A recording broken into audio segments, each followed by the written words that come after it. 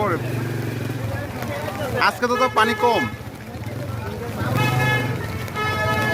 পুরা ময়মনসিংহ শহর একদম বন্যায়, হ্যাঁ পুরা ময়মনসিংহ শহর ডুবে গেছে।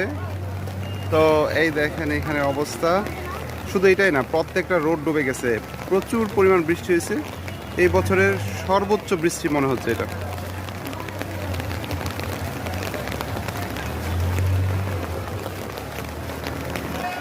এই যে দেখেন সবাই রোডে পানি থাকার কারণে রেল লাইন ধরে সবাই অফিসে যাচ্ছে, কলিগ যারা আছে তারাও এবং আমরাও হাঁটতেছি।